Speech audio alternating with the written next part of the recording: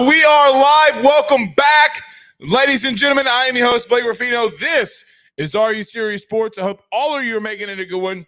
I know that we are as well. Huge show in store for you tonight. So listen, we have been doing this for some time now. Literally.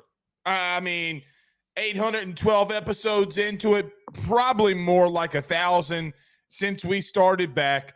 Been doing this podcasting video game for a while now. And I got to admit that if somebody who's done this for 1,000 episodes, 7 years worth of doing this, comes out and tells you, 6 years of doing this, someone comes out and tells you, hey man, this Lane Kiffin story that we are going to play here tonight, some of the audio that was released, is about to go viral, you would think, oh yeah, he's probably right. He's probably right. Regardless, if I didn't even take anybody's side, I'd have said, yep, that's going viral. Ole Miss fans who cannot read, they get their bachelor's in crayon. I probably shouldn't say that because I have multiple family members that got their bachelor's and master's from Ole Miss. I probably shouldn't say that. It's more of a joke. But nevertheless, we will talk about this Lane Kiffin story and let you listen to it. There was a player that was dismissed because of mental health, or not really because of mental health, but because he didn't show up for a couple of weeks. He got dismissed. He claimed mental health issues. What do I think about it? What I did not see coming is people getting mad at me because I said, yep, that's going viral. I mean, literally just said, yep, that's going viral. Literally. It's basically what I was talking about. We'll listen to it. And what is your opinion? Put it inside the chat. Did you hear the Lane Kiffin story? What do you think about what Lane Kiffin had to say to his player? Now, I will admit, I've had coaches tell me I've had them call me far less than what this young man, or far more, excuse me, not far less. I've been called far more worse things than what Lane Kiffin called this young man. But the problem is you're dealing with something that you might not know to be true. So we'll talk about it. I'm not going to spend a lot of time on it, but I'll let you listen to it. And because I was bamboozled by so many freaking people, and them getting mad at it, we're going to talk about it, but not long. Because we have keys to victory here tonight. What are my 5 keys to victory? We do it every Thursday. One of them, as we put into our handy dandy notes here, one of them, listen, is not even a X's and O's thing. And I barely do that. Mainly when we talk about keys to victory, it's all X's and O's, all what I think that they need to do to win. The number one point tonight will have nothing to do with that. It's all about your pride. It's all about want to. It's all about, do you care enough to want to go out there and show something? We'll dive in all 5 of them. But guess who's back? Back again. Shady's back. Tell a friend. No, actually, that's probably what Jaden Daniels was playing today. As Brian Kelly met with the media and kind of made a joke, said that he could read everybody's mind on the status. Dude, it's what we talked about last night. This kid's a warrior. Like, you can have had all of the takes that you've had about Jaden Daniels over the last 2 years. None of them can be, should be, or will ever be that, number one, that he does not care about this place, okay? Number 2, that he doesn't care about his teammates. And number 3, is on pace to do something glorious, right? Even if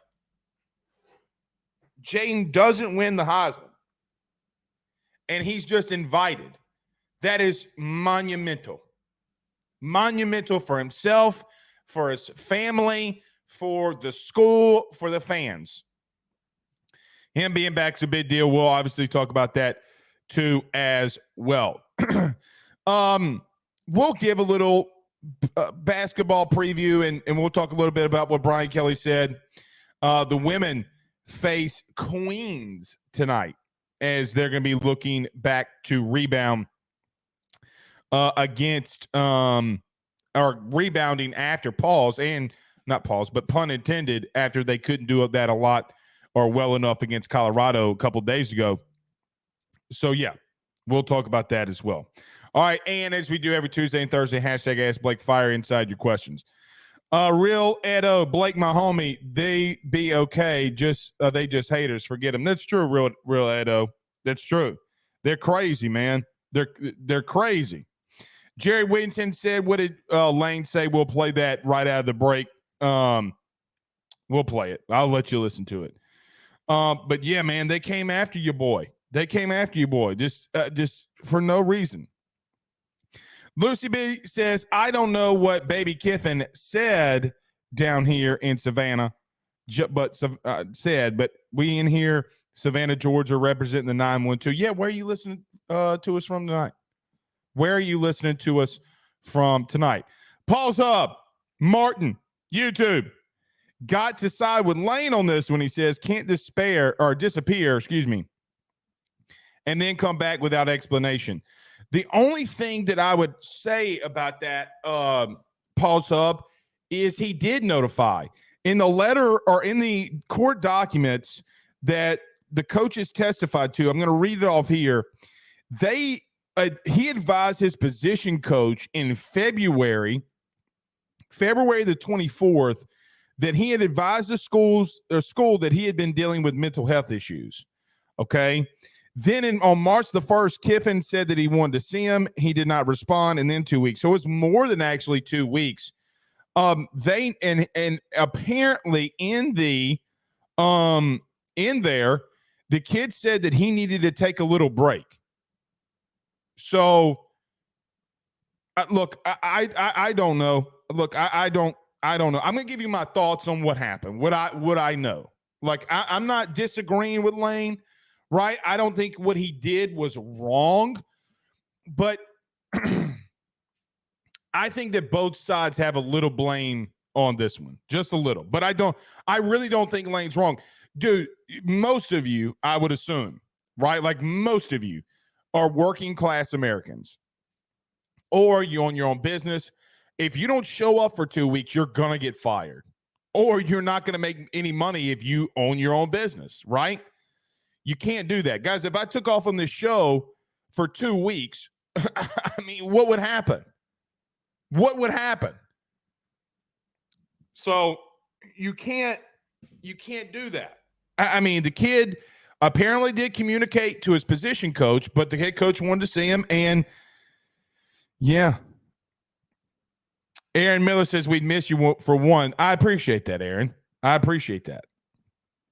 I'm sure my wife would say otherwise. Mark says, or I don't know how to say that. He's in North Carolina. Good to have you in here, Mark. Chris Lomax says, Covington, Tennessee. Good to have you here with us from the 901. Okay, the 901 is in the building. Brennan Huff says, we'd be all right if you took off 2 weeks. That's not right. That's not right, man. I love his every time Brennan comes in here, for those who are on the podcast, his avatar is a logo that says boats and hose. You're all right with me if you got that. Jason says 337 in the building. Good to have you in here. G Vegas. Okay.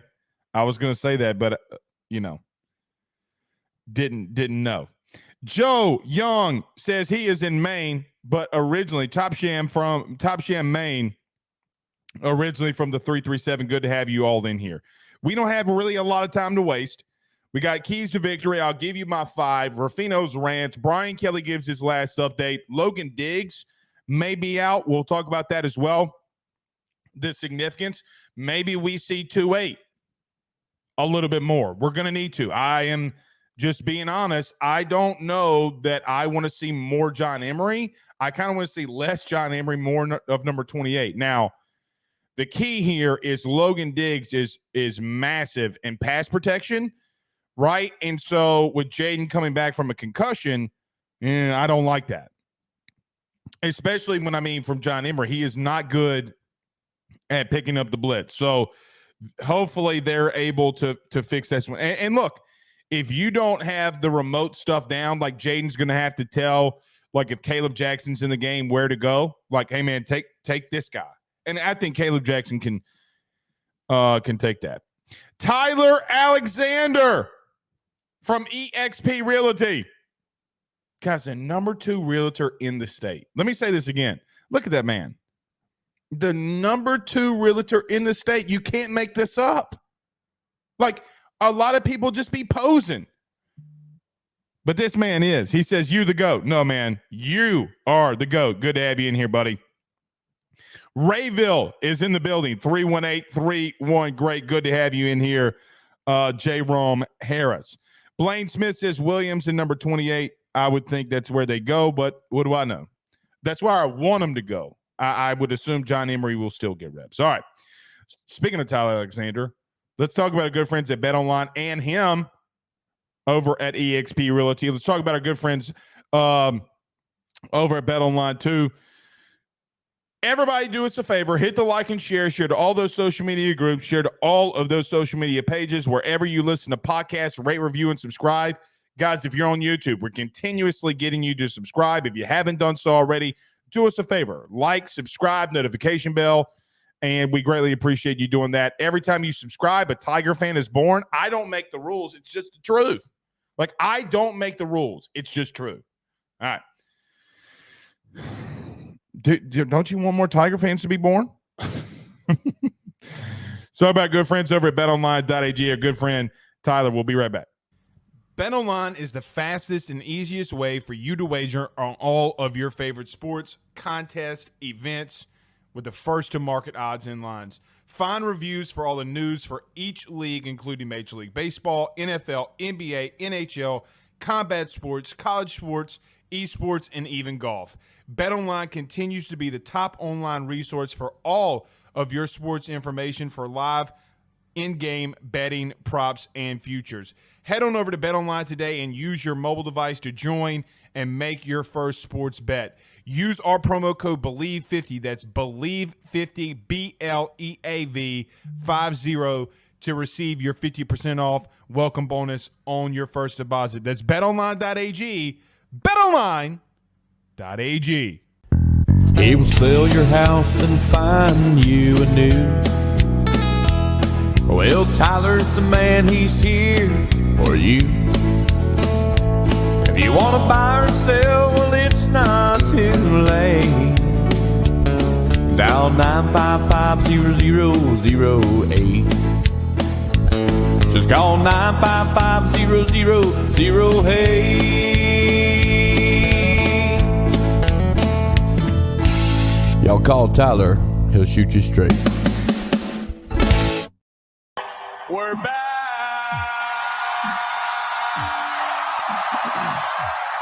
All right, so I'm going to play this for you.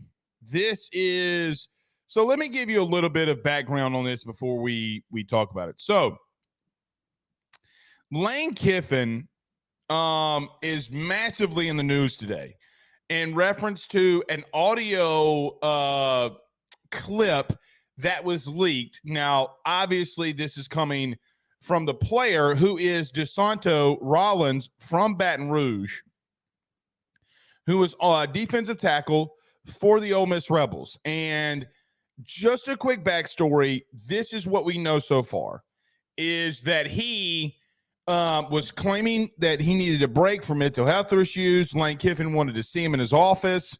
He said, he just ghosted coaches. He was on scholarship and basically didn't do anything for 2 weeks. Then finally meets up with Lane Kiffin, and what would transpire next got a lot of people's attention. Now today, I came out and said, and I quote, not a lot of people are talking about this Lane Kiffin story. I think a lot of people are going to start talking about it now because this is what happens. Trust me. Like, you don't have to trust me because you could say, oh, well, trust me, bro, whatever. People don't click on links and go read articles. A lot of people don't. Now, a lot of people do, okay? But majority of people on social media aren't going to go click on the link and read the story. They'll read the headline, and that's about it.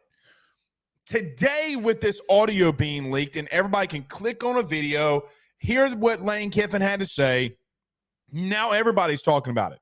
But yet me saying, hey, guys, this is not a lot of people are talking about it. It's about to go viral. Apparently, I was pushing some kind of narrative about Lane Kiffin. No, I just know what is going to get you clicks. Like, if I wanted clicks on this show, which I want to have the engagement. I want to have the views. There are so many different ways that we can title things in our shows. We could do what we need to do to get clicks and engagement. We don't do that. I'm going to give you what I think. Here it is. Let's roll. But this is what Lane Kiffin had to say today. Now, I'm going to play this entire clip for you, okay, or the clip that was shared. And I want you to give a listen to it. Here we go.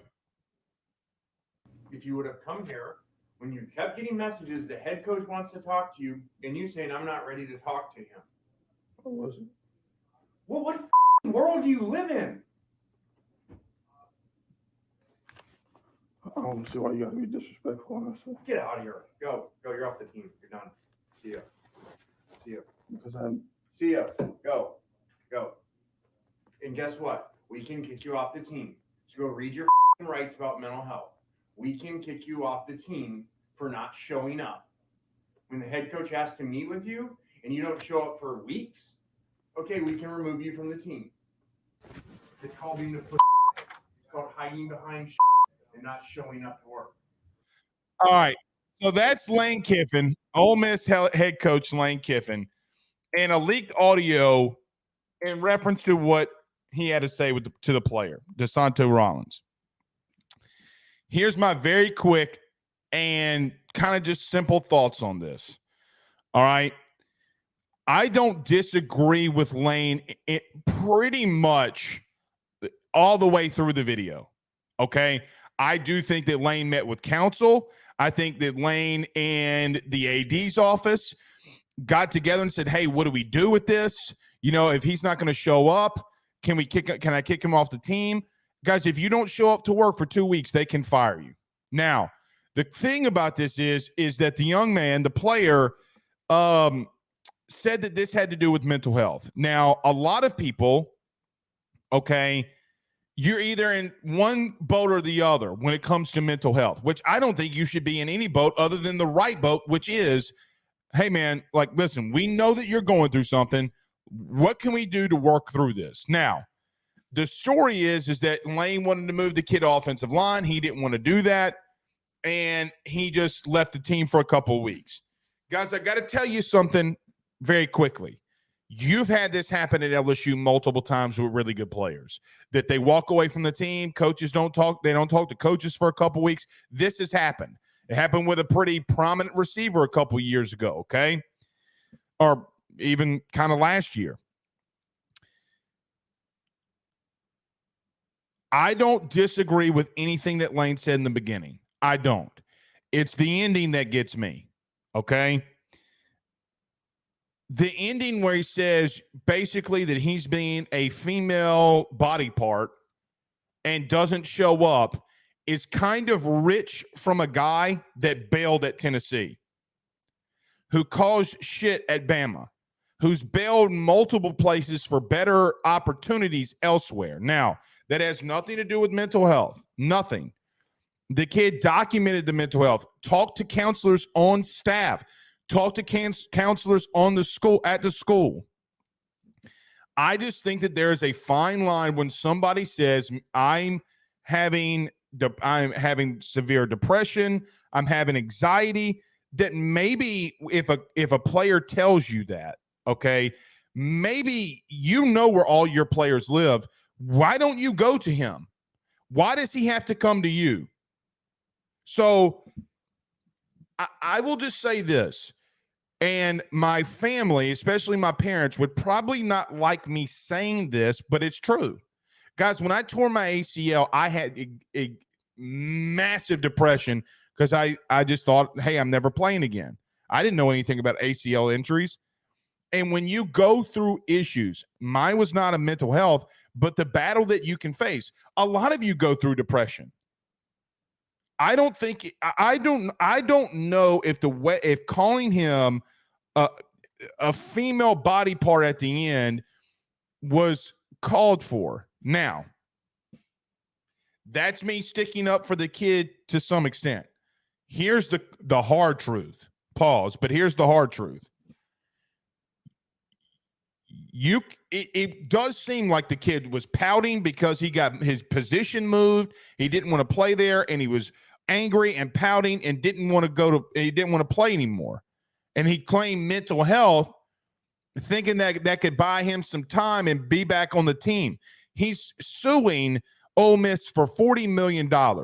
Okay. Well, so then you really don't care about your mental health.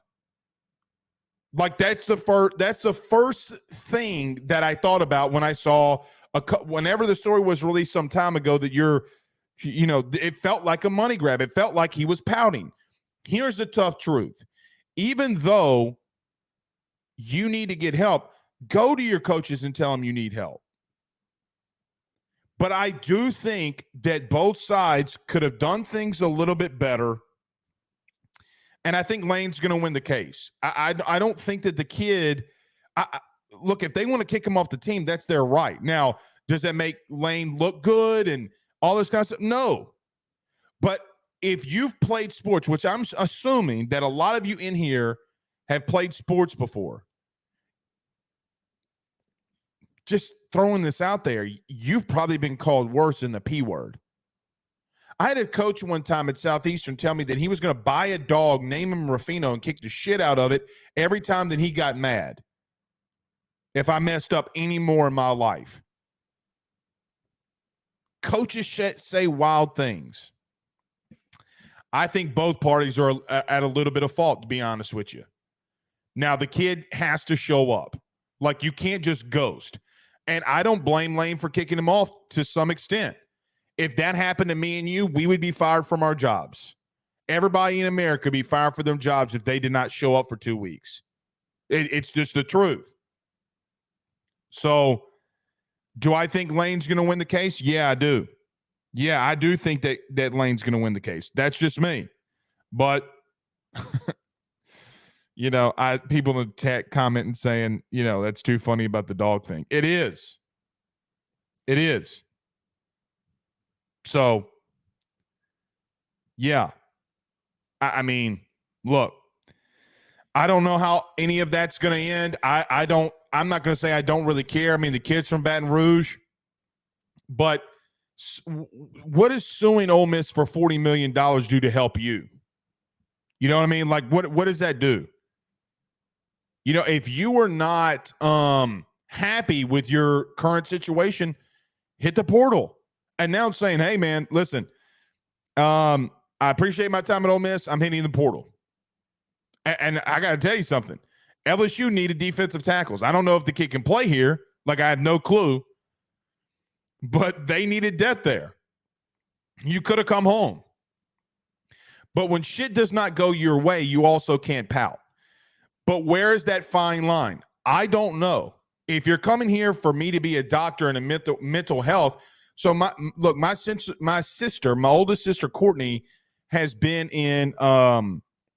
is a psychiatrist, a family psychiatrist. She's been in that, I think, 16, 17 years now, maybe even more. I can't remember. And she would tell you, I would assume, I'm speaking for her, so, and I don't necessarily want to do that, but she will tell you that there's a fine line when someone starts claiming like they're having extreme depression. So, yeah. Chris H says, my dad started training me to box when I was 8. He talked to me worse at that age in the gym, much less when I was in my 20s. Haha. Well, yeah, because in your 20s, you could beat his ass. David, was he a starter? I do not believe so. I do not believe so. Mac Daddy on YouTube says, dude was looking for money. That's why he was recording it. Come on. It's a very good point. It's a very good point. Why else would you record it? Now, that's what it seems like. And it seems like that the kid had somebody in his corner telling him to record it. Right? Like, I mean, I want you're in a catch-22, okay, in reference to you're in a catch-22 in reference to coming out and saying, like, if I came out and said, hey, the kid has no mental health issues. Well, the kid's suing for $40 million and is ghosting people. It looks like his life choices aren't that, right. I don't know. I just don't know. But if you thought that Lane Kiffin, then the kid said, well, you're disrespecting me. Well, no shit, he's disrespecting you. He recruited you and you didn't show up. He's going to disrespect you. I hate to say it like that, but it's the truth. I mean, they're football coaches. This isn't Little League. They're not going to hold your hand. All right. Dude was trying to be like Michael Orr. Michael Orr actually has a case, though. Michael Orr actually has a case because, but why do it now? I think Michael Orr does need some money. That's just my opinion. But, yeah. All right. We spent way too much more time on that than I wanted to. Keys to victory. So, look, for me, okay, it's pretty simple. You go into a game against Florida, rivalry week. A lot of you are down. Speaking of, you would think the way that people are talking about this LSU football team that maybe I'm not going to say that, but we are all depressed when LSU does not have massive amounts of success in football. You are, I am, everybody is. But every Thursday we get 5 keys to victory. 9 times out of 10, actually 9.9 times out of 10, what I talk about is an X's and O things. These are things that I think that you got to implement if you're LSU to win the football game. 4 of them tonight are. 1 of them is not. Let's start off with that. This has nothing to do with X's and O's. It has nothing to do with Brian Kelly. It has nothing to do with Matt House. It has nothing to do with Robert Steeples. It has nothing to do with Kerry Cooks. It has nothing to do with Pete Jenkins, Bob Diaco, John Jancic, any defensive analyst that's on that team. What I am about to say has nothing to do with them. You throw the coaches out. This is about pride. At some point, you got to stand up. Front 7, you got to stand up. Last week, you were embarrassed. Outright embarrassed. If nobody has told you that, you were embarrassed. When are you going to make a stand? When are you going to say enough is enough? Because it's not just last week that this has happened. Arkansas, you got pushed around. Missouri scored 30-plus on you. Ole Miss, we just got done talking about Ole Miss and Lane Kiffin. They scored 55 on you. If you could get one stop,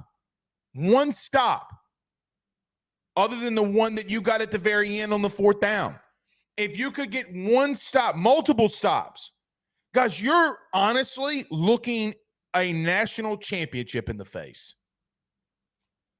It's the truth. I am not saying that what I want to be cautious with, I'm not saying Matt House blew you a national title run or national title, but maybe a national title run that could be argued. But to guys in that front 7, all of them, I'm not going to even name them off. You know who they are. You know what I see when I watch film?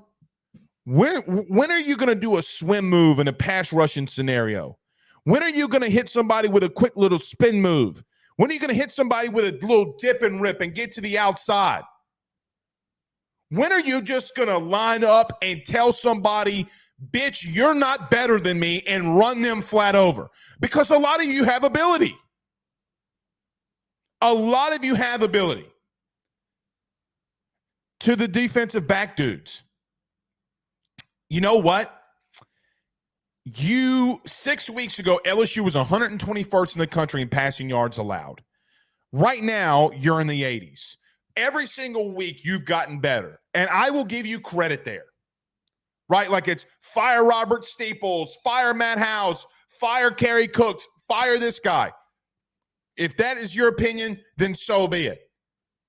I've seen the DB room get better. I saw it last week when they got better. They had a couple of blown coverages. One was a busted coverage that a running back comes out of the backfield that's not even on the secondary. 40 yards later, he's in the red zone. Harold Perkins, who's in that front seven, has a blown coverage on a wheel route. That one goes for 37, 38. So you're talking about 70 yards taken away from Jalen Milroe that's not on this DB unit. I've seen you not only on the film, on the field, and statistically get better. Javian Toviano, welcome to the party, young man. This is about pride. Because let me tell you something. Florida is going to come in here at 6:30 on Saturday night while you are celebrating arguably one of, if not, they're not better than 11, but one of the best defensive teams in LSU's history that led you to a title run. They will be in the building in that celebration. It's time to step up and show some pride because here's the truth. When I watch you play on film on the All-22 copy, I seriously have notes on notes on notes every single week when we're charting this down. And I start asking myself the question, do you care? Now, I do think that you care. I do think some of you are battling. Some of you don't play with the effort that you know that you need to get to. You know it deep down. Your coaches know it deep down. Your mama in the stands, your daddy in the stands, your grandmammy in the stands, your grandpappy with no teeth in the stands. Everybody knows that you are not playing up to your ability. Well, Blake, what about Matt House and the play calling? I agree with you. That has nothing to do with having a blown coverage. That has nothing to do with getting spinned around like a top on an out route. Guys, out routes, you're playing bump and run man-to-man coverage. Why are you opening your hips that early to the field when he's 8 yards and he's going out? After 12, 14 yards is when you should open your hips. When he's lining up with you. He's not even close there. You don't know if he's going to run a hitch, an out, an in, a slant. You don't know. That's basic, fundamental stuff. And I never played the position. Newsflash, I've never played corner in my life. But have been around coaches, have been on teams, have been in meetings, coaching clinics. Time that I spent on myself, knowing if I wanted to do this show, if I want to do I got to learn more. That's basic, fundamental stuff.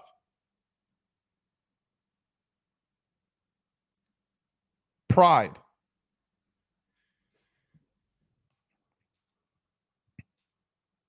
You know, and I know, and everybody knows that you have dudes on this team and this defense that have the ability. Now, here's where I will go to the coaches. You got to show just as much pride. If the excuse that I've heard or felt like I've heard over the last couple of weeks is that, well, they don't know my defense. Well, two things about that. Number one, if they don't know your defense after 2 years, maybe you're not teaching it right. Or you're not able to get to that player, okay, and teach them in the right way to where they know what they need to line up and do. That's on you. Them not knowing the defense falls on nobody but yourself. Nobody. They are 18, 19, 20, 21-year-old kids. You got to get through to them. If your defense is not working, you have to look in the mirror and make changes for yourself. You have to simplify.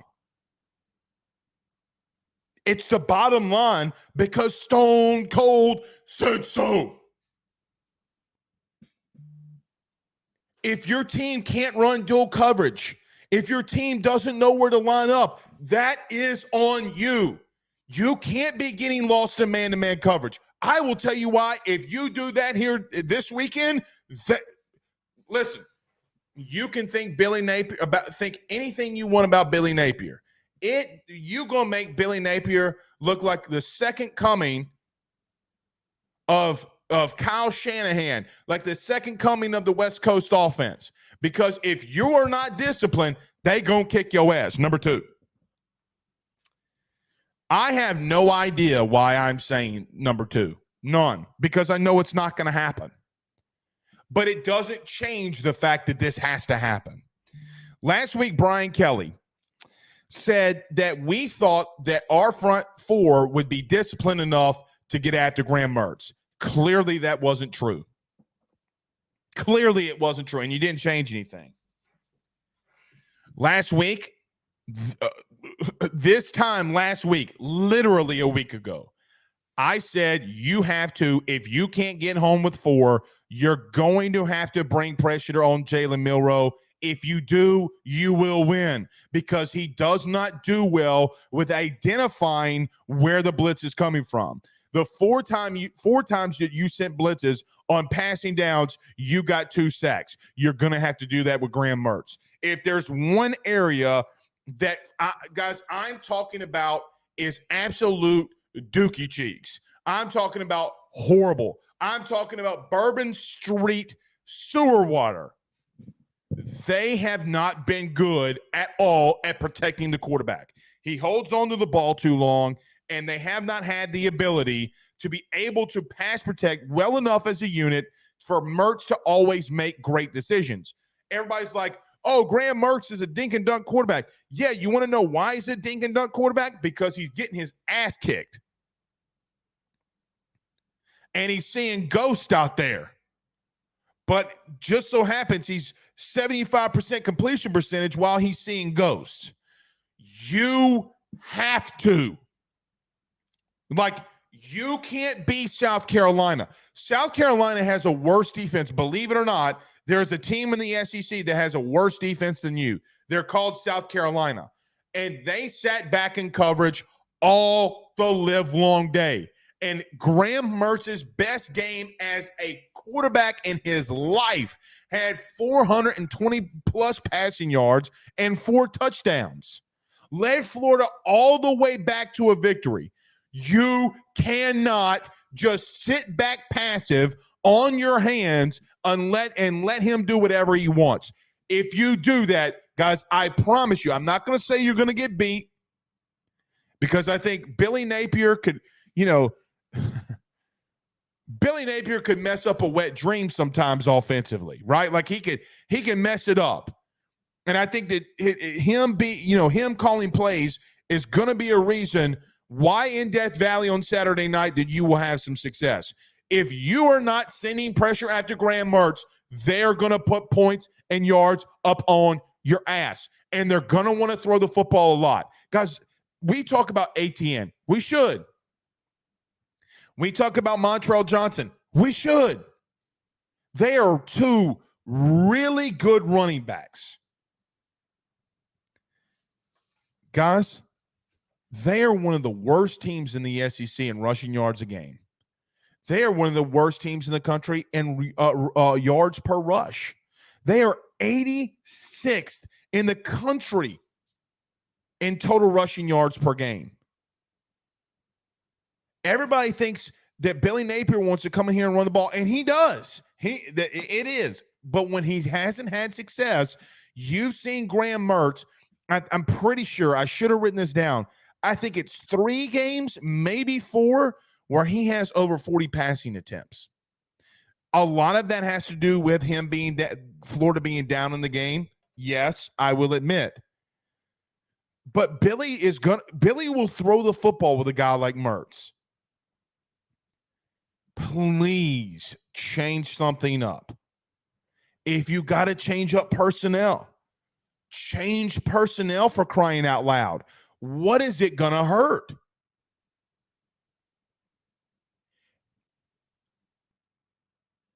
I will tell you this. I can live with, personally, now I don't know how any of you feel,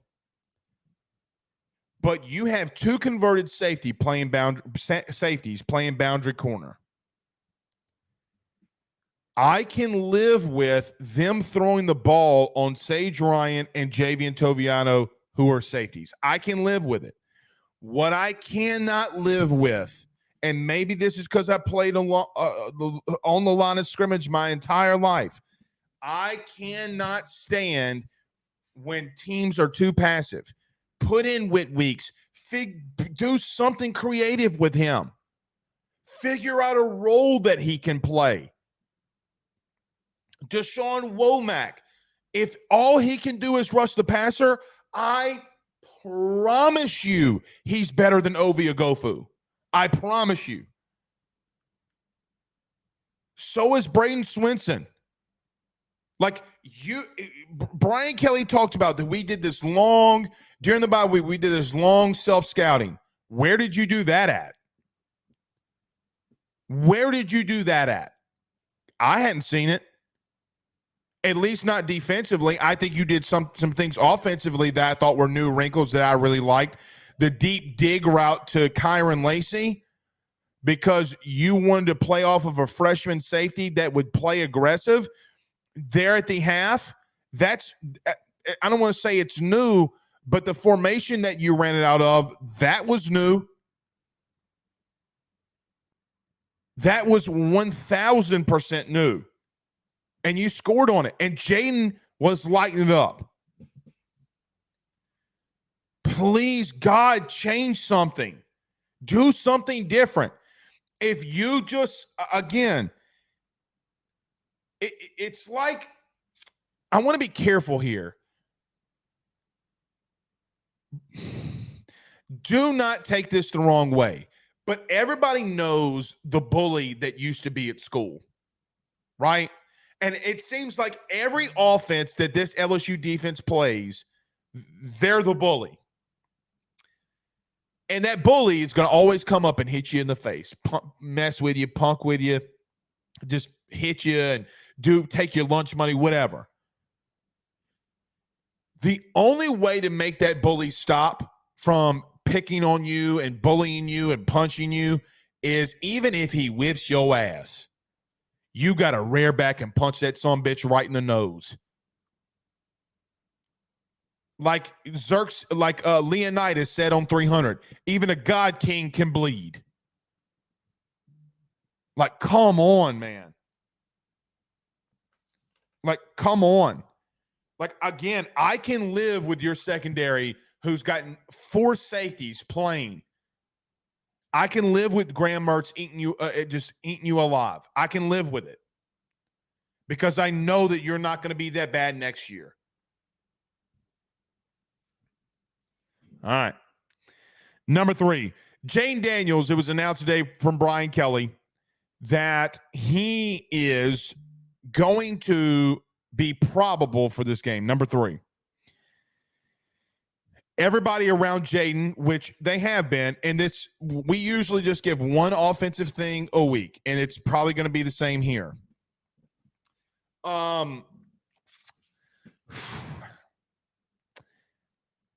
My first reaction is do all things possible to keep Jaden on his feet and healthy, and you're going to have to do that. How do you do that early and throughout the entire game?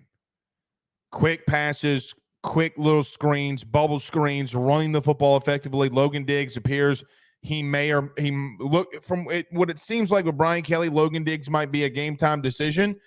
That means that Josh Williams, Caleb Jackson, Noah Kane, John Emery, all of them, O-line, everybody's got to be better around Jaden Daniels. Now, I don't know how you get better than being the number one offense in the country, but you can be. You can be. And this man is putting everything on the line. Be better for him, because you know what? He took that hit, wanted to come back in, wanted to lay it all on the line.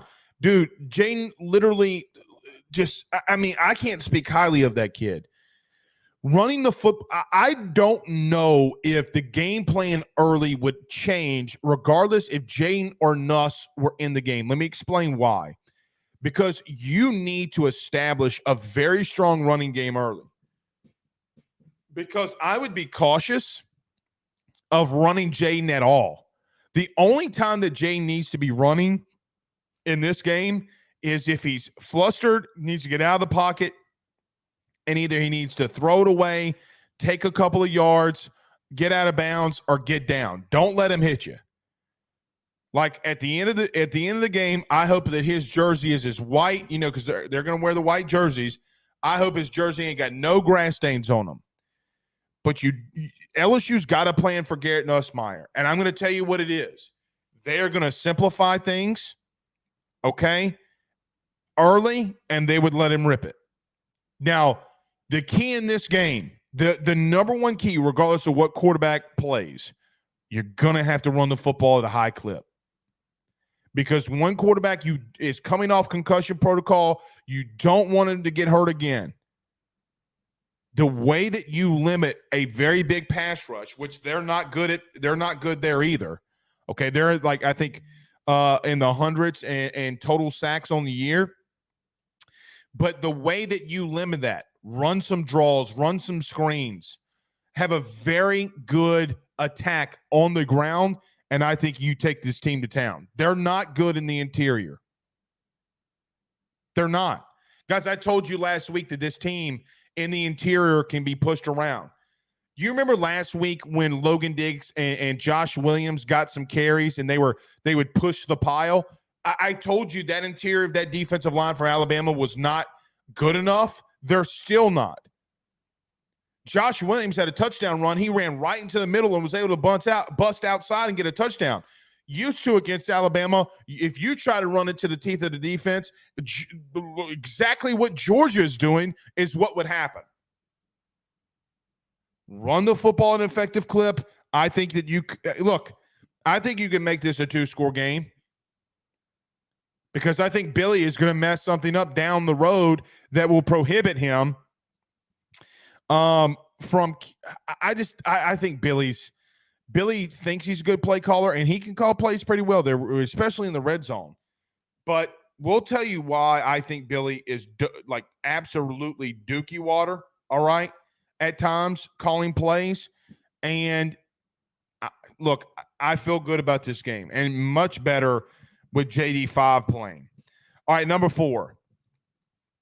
Actually, I put 3 and 4 together because I said everybody around Jaden and running the ball. Yeah, so that's 3 and 4. Number 5.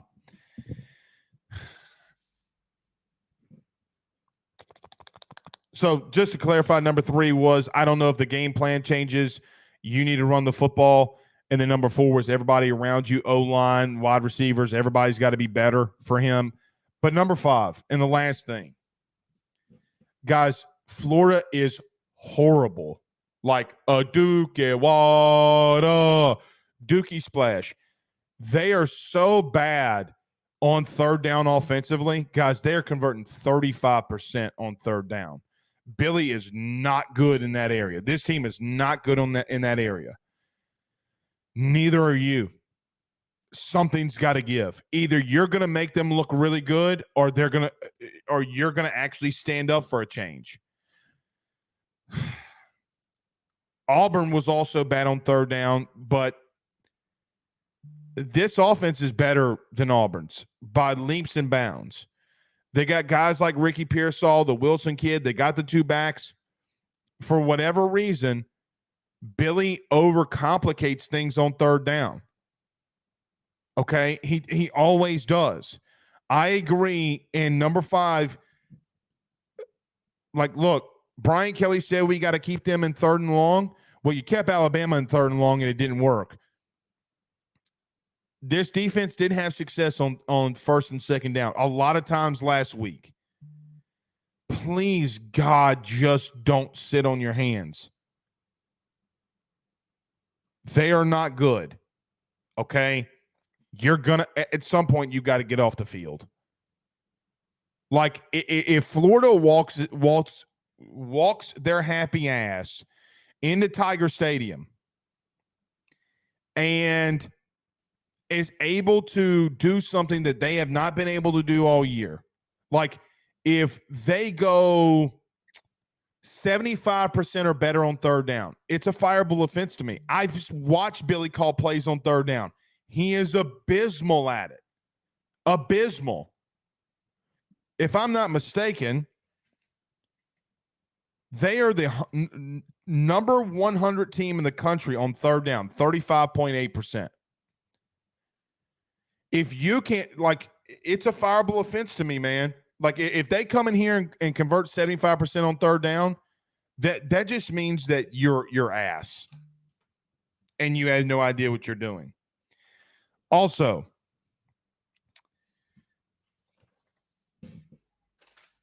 two biggest keys to me in this one.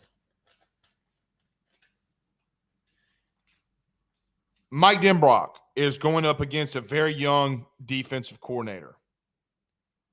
Okay? I do think that this will happen, but I'm going to say it anyway. I think Denbrock's going to show some things maybe he didn't show, and like maybe some things that you couldn't run against Alabama because their defense was good. I would not be surprised if you saw some new early wrinkles offensively. The old, wise, and experienced OC taking it to the young buck. And look, Denbrock's, I keep hearing his name come up. I had a call from Michigan State again today from people that cover that team. Like, hey, tell me about Mike Denbrock again. Well, you know what I tell him? He's ass. You can't have him. Gerard, dude, I'm going to start saving and bookmarking all of your comments. Who cares what he does against Florida? Who does against Florida? Says Matt House cannot save his job anymore, Blake. He's already fired. Oh, I didn't say he could save his job. Where did you come up with that? Ivan says number one key to success, freaking blitz. I agree. Well, that's not my number one. My number one's pride. Show that you want something. Stephen Young says yes, Pruitt can come back as a DC. He's got the year-long suspension. I mean, he could. I don't think him and Brian Kelly mesh well. Now, let me just say this. Let me say this.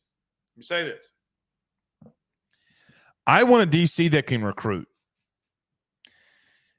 Dave Aranda, Durante Jones, Bo Pelini, Matt House.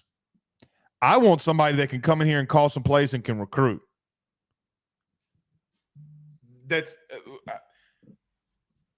I want somebody that ain't scared. I want somebody, dude, let me tell y'all something. Okay?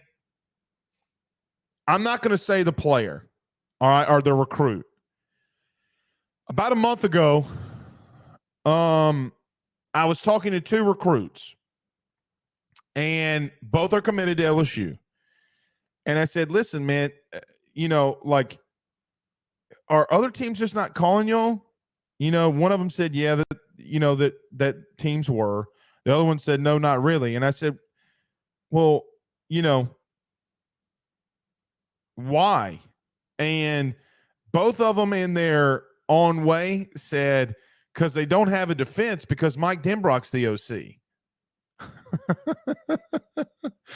I was like, fair enough. Fair enough. And look, dude, Denbrock recruits his ass off. Denbrock knows that you got to have dudes, right? Like he gets it. If you were to ever move on, I want somebody that actually recruits. I don't want somebody in a bowl game against Purdue when you should be out recruiting wants to break down film to scheme against Purdue who doesn't. bro, you could run man-to-man base coverage and you were going to blow them out. Like, go recruit.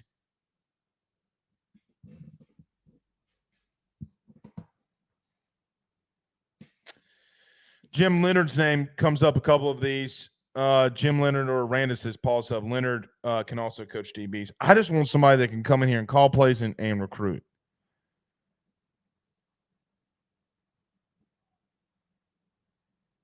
It's all I want. Like, I don't think it's that difficult.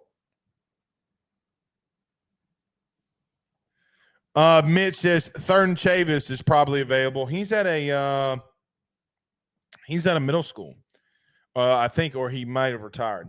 Mac Daddy says I want Blake Ruffino at DC. LOL. No, you don't. No, you do not. You know who another guy that's out there, and I brought his name up a couple of weeks ago. I like Chevis Jackson. I'm not saying as a DC, but a guy that I think that can make the staff and team a lot better. But I'm not going to talk about dudes that I would want. I don't think I'm not going to do that until the day that if or when Mount House either moves on or is fired. I'm not doing that. I'm not doing that. Can you send that to me on Twitter? Please. I'm going on some Florida show after this. So, all right, I do got to get out of here because I got to go over there. We'll see y'all Saturday night. Hopefully in a win. Peace.